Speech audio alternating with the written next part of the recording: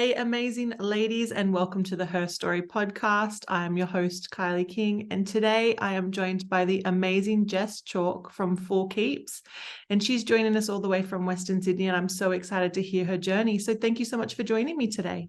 Thanks for having me, Kylie. Thanks for putting the challenge out there. Oh, I'm Kylie and I, always up for a challenge. little bit of a joke from the awards night. Kylie says that she's a woman always up for a challenge, and I challenged her, and so she put a challenge back. And here we are. It's a good challenge. I like it. Yeah. So let's kick off this challenge by letting the listeners know who you are and what you do. I'm Jess, obviously. Kylie just introduced me, and I'm the proud owner of For Keeps Flower Preservation. And what we do is we preserve love and memory. So flowers are a love language. We often send flowers when words aren't enough. So when there's been a birth or a death or a congratulations and you just can't find the right words, what's your go-to thing? You send flowers, right? And so we all tend to have emotions caught up with certain flowers. So, a certain flower might make you feel one way or another. Some flowers might make you happy. A rose might remind you of your grandmother because she had them in your gardens. And so what we do is we take those flowers and we preserve them and we turn them into keepsakes so you can enjoy them in your home all the time. So our keepsakes are designed to last a lifetime. We've got one in the showroom that's over 60 years old. And they're just there to be beautiful reminders of those moments in your life. And sometimes those moments aren't so nice. Like I said, sometimes they're deaths. But what I like is even in death, there's beauty, right? And I know that sounds bizarre, and some of your listeners are probably going, wow, Kylie, you've got someone on serious stuff on today. But I mean, even when... So we do a lot of, unfortunately, baby funerals. And as a mum who's lost babies myself, and I now have a beautiful rainbow baby, it's really nice when you can take something home when you can't take home what you wanted to, which is a baby. So I give grieving parents that. For other families, I mean, I just sent home a beautiful keepsake to a family, and I had 4 kids, all in their 30s and 40s. And all 4 of them said to me, I was dad's favorite. Oh. And I thought, what a remarkable thing for a father that he made every single one of them feel special. And so that's what I do. I preserve stories through flowers. That's beautiful. And I love that they were all the favorite. I know. I've got one kid and I struggle to make her feel the favorite. She's always competing with the business. The other baby, yes. The first baby, I call it.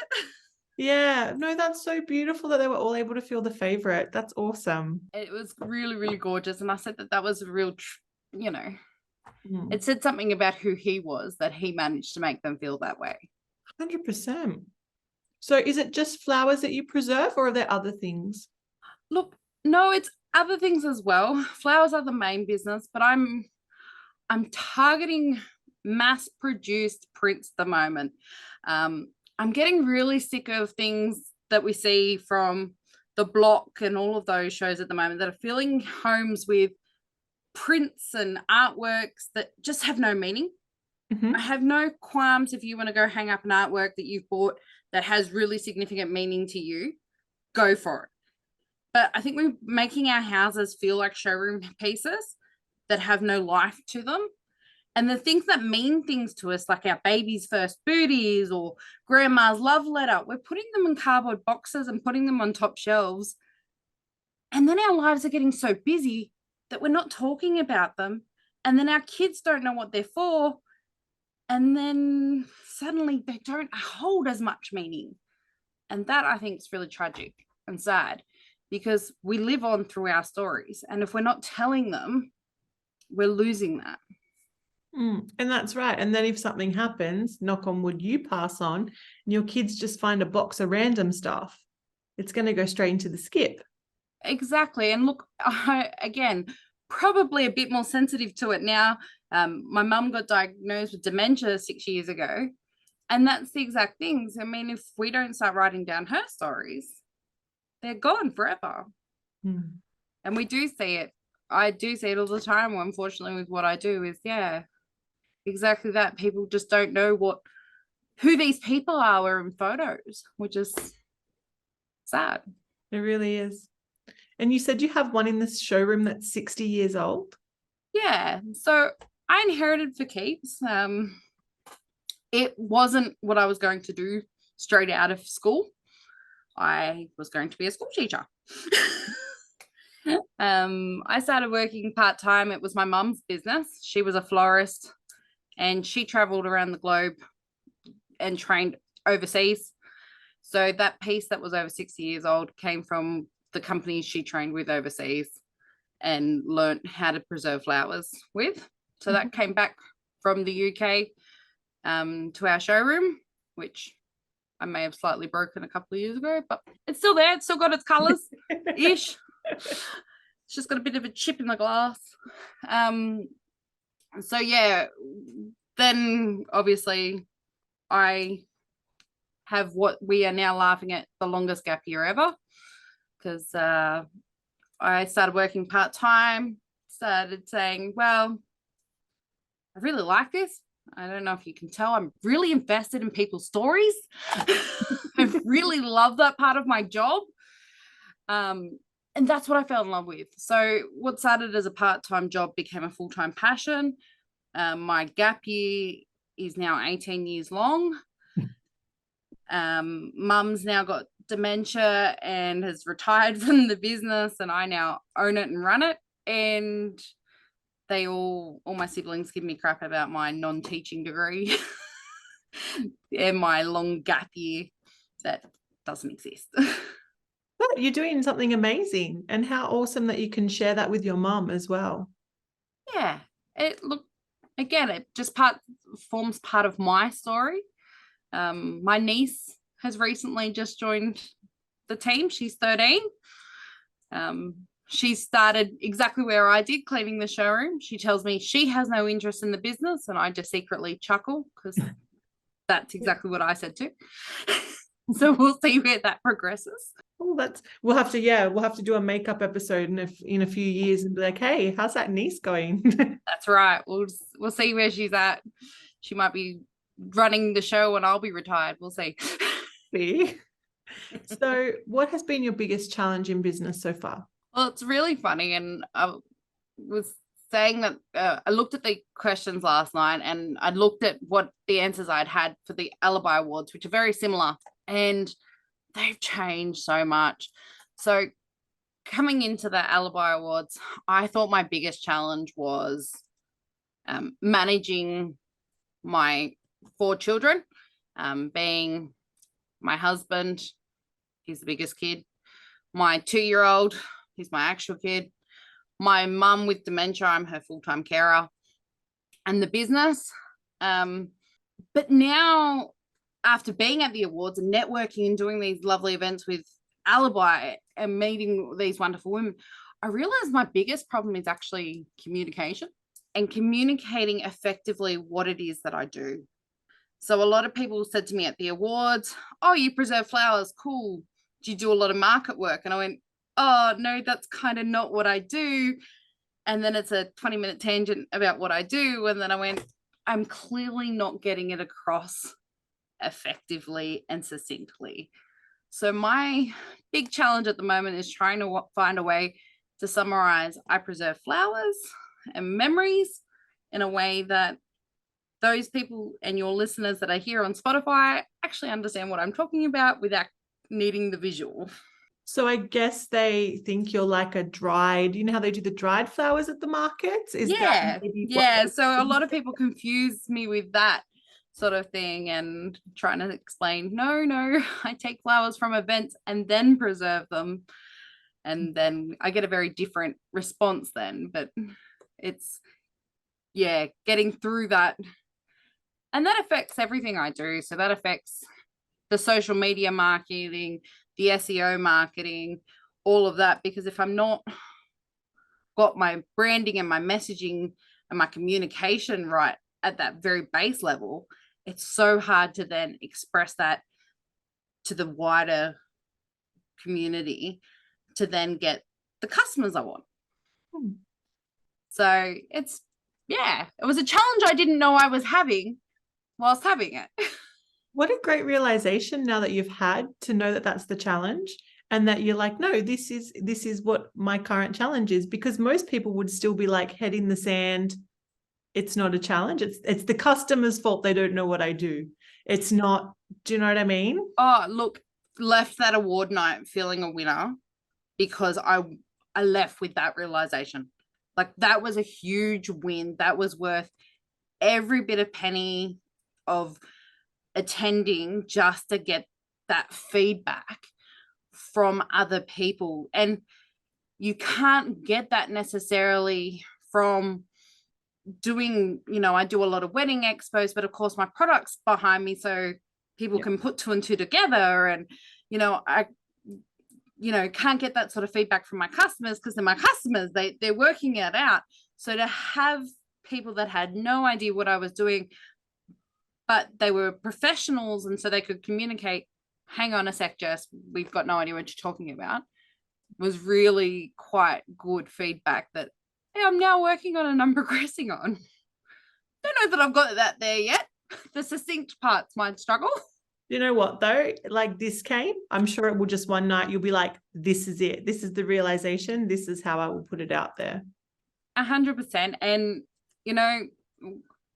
a lot of people slack on ChatGPT, but the amount of times that it gets put in, so I will put my ramblings in it and I'll say, now short and sweet that for me. Yeah. And then I go, okay, I see what you've said there in American. Now let's justify that. Okay, that's close enough to what I'm trying to say. No, that's good. As long as it's justified, it's all good. It's a good way to like help you get out of writer's block and to give it. And as we mentioned before we jumped on, like, there's some people that just breathe ChatGPT, and you can tell from the American spelling. You can tell because sometimes if you copy and paste, it has like that light gray shadow. But if you're using it to help and get your message across, that's fine. But make sure you personalize it, which you're doing. So that's an awesome way to use it. Or use it just as a sounding board. I make it ask me questions. Then that sometimes can help me get through my writer's block. Yeah, that's awesome. So if we flip the coin, what has been your biggest achievement so far in business? Yeah, right. So again, this has changed again. And I think, again, as a result of being part of this ALIBI community and probably listening to all these wonderful women on the podcast talking about all the things they've been doing. And I mean, there's big and wonderful things that I do in business, but for me, it's the little things I do, and the little things that I've done that make big differences to one or two people. So the example I'm going to give is last Christmas, we had a family who had lost their father in a workplace incident, leaving behind two small kids. They were 3 and 1, left his fiance behind. She was, again, quite young, in her early 20s. Tragic workplace accident. He shouldn't have even been at work that day. It was just one of those fluke things that shouldn't have happened. I rang her the week before Christmas to let her know that his flowers were done and she could come pick them up. And she was over the moon excited because that was her only Christmas present. And I was like, sorry? She said, I don't have a Christmas present this year. I said, oh, okay. So I went out and I bought her Christmas presents and I gift wrapped them. I know that that's not necessarily part of what For Keeps does, but it is, because it's part of that story and it's part of that journey for her. I mean, one of the things I really pride us about doing is we're not an online service, tick, click, see you later. When you come in, Kylie, with whatever those flowers are, I want to know why they're important to you, who they are, what they are.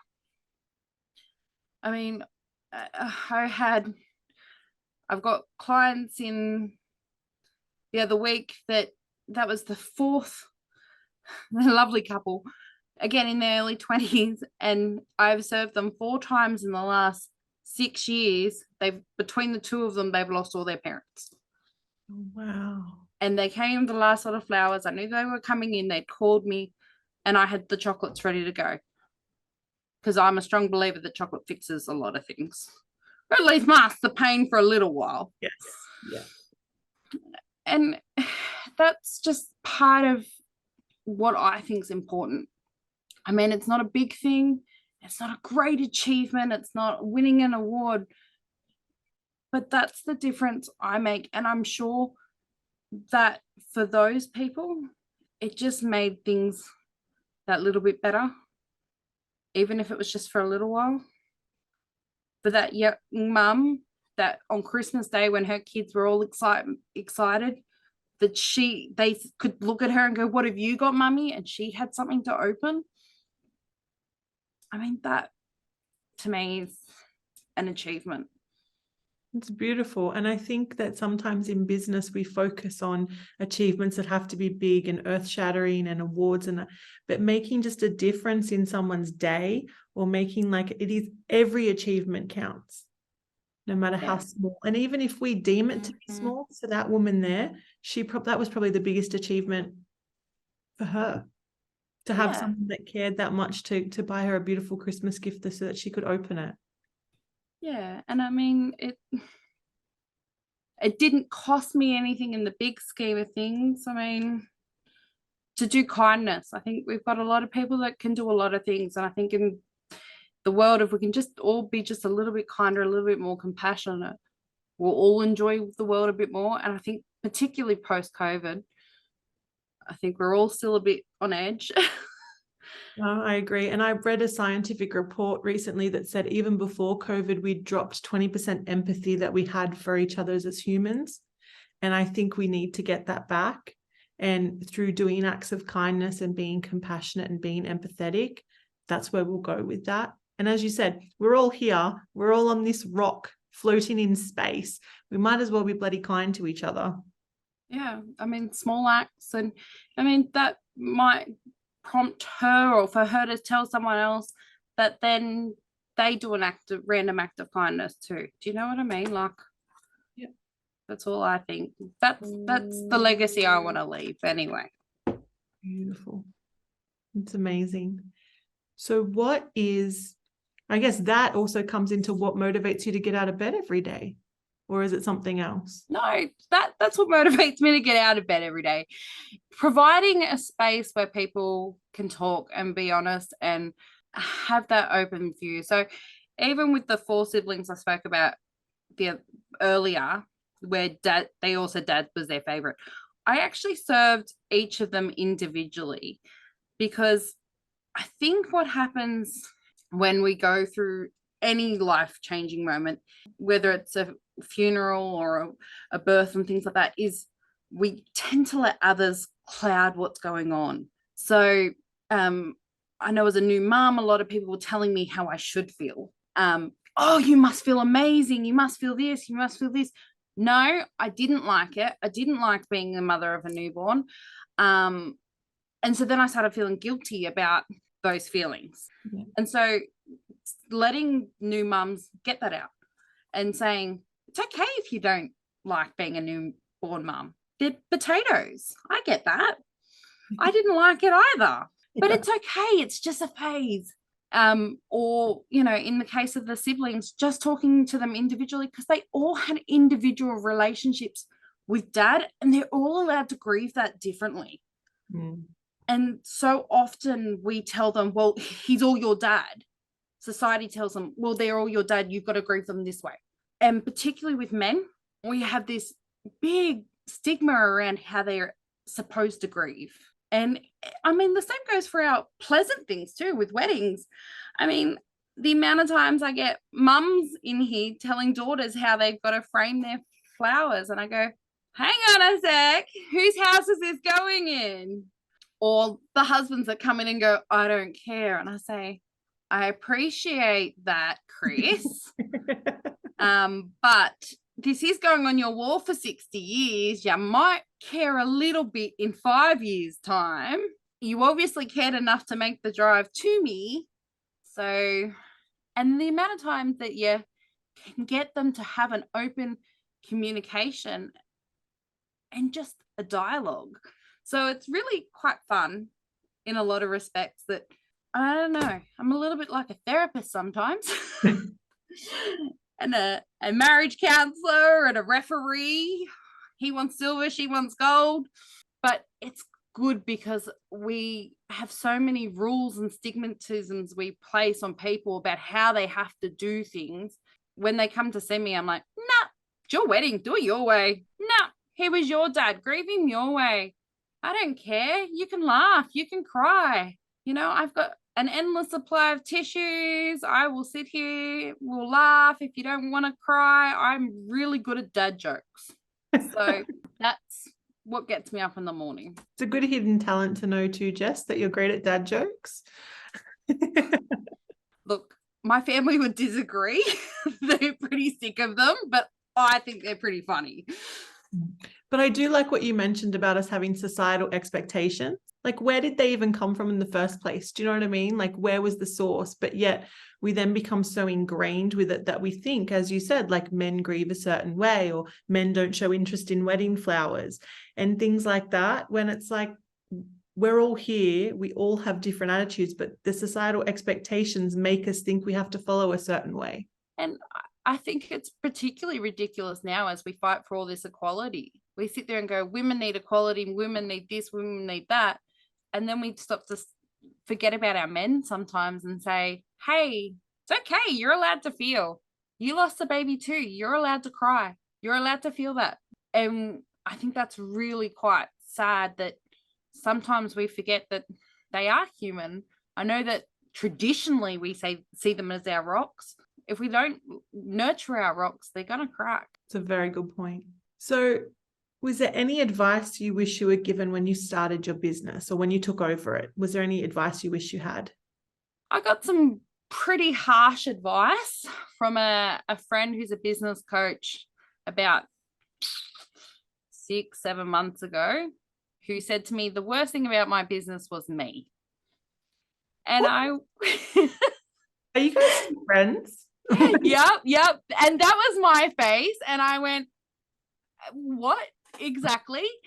And she said, you are the best thing to your business. She said, you are a loving, caring, confident woman who's so compassionate, but you don't want anyone to know that. And I went, yeah. She said, I don't see it on your Facebook. I don't see it on your Instagram. I don't see it on your website. It's nowhere. She said, but I know that that's who you are. I know that's how you run your business. She said, but you don't do it. She said, so why aren't you letting the world know that? Why are you not screaming it from the rooftops? I said, because that's not why I do it. She said, doesn't matter. You've got to be doing it. So I guess that was a tough pill to swallow. So that's probably a part of why I'm here again today. Was this is me screaming it from the rooftop. So you're happy, Jada.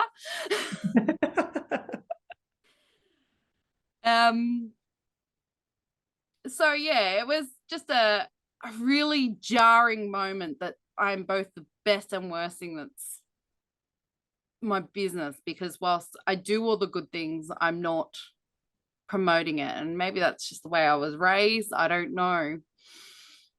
But I think so often in business, we forget to toot our own horns.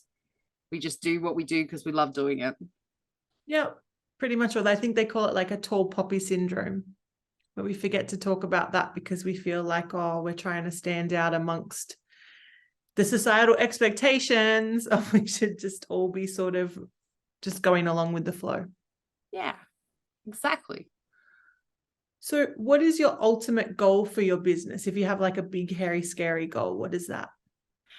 We're in the rebirth stage in business. So we've been around for more than 30 years.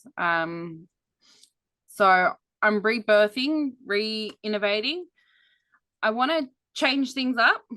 So our big, hairy, scary goal in the next 12 months is I want to redo the website. So anyone that knows me knows that that is a big, hairy, scary moment, because technology and I are not friends. Right down to my new car that's got too many buttons and I are not friends. I won't drive it anymore. Oh no. But it's I want it to be a resource of information. So I am a wealth of knowledge now after 18 years. I can tell you where to find grief counselors. I can tell you where to sell your wedding dress, where to get it dry cleaned. And I want my website to not only be a hub spot for what I do, but be a resource for all those things so that you can find them easily. Mm-hmm. Because there isn't a one-stop shop for all this stuff. If you have lost someone, you've got to spend hours researching that. New South Wales Health is really bad at giving you this information. Hospitals are really terrible at it. And funeral homes, yeah, they're not the most compassionate group out there. Sadly, one of the biggest feedbacks I hear in that side of things is, you're the nicest person I've had to deal with since the death of my loved one, which is the most heartbreaking feedback you can hear.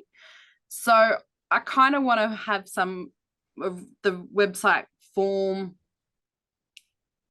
those compartments so people have those resources that are easily, I can refer them to what sections they're on the website, and they can get those resources easily without having to stress and tear their hair out and be just another thing they've got to do. Because if you've just got married, you've got 400 things you've got to do. You've got to change your name, you've got to change your passport, you've got all this crap.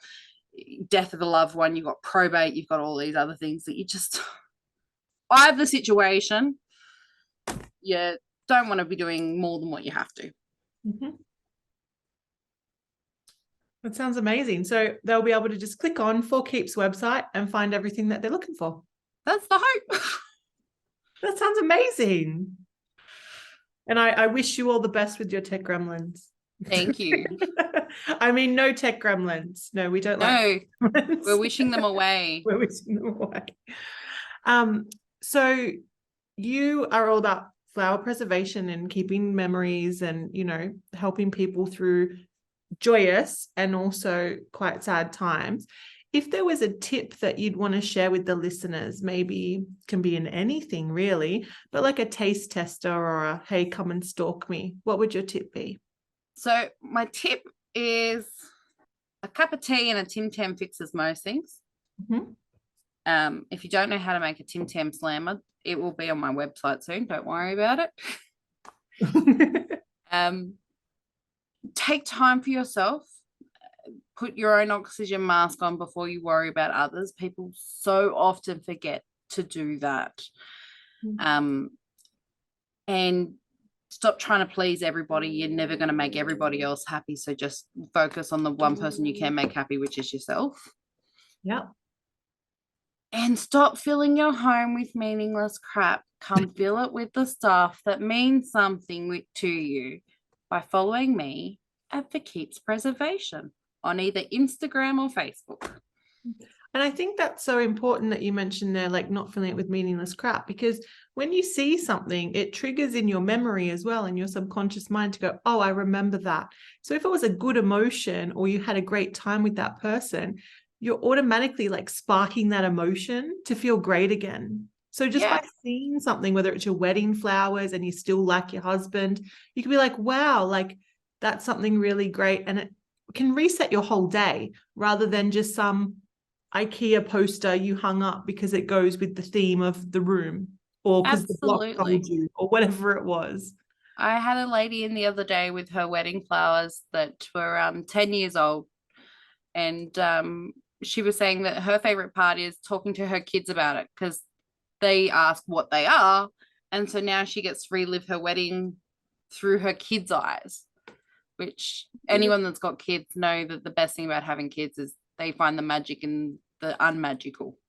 Yes, very much. So they can find magic in real magic, then that's even better. Beautiful.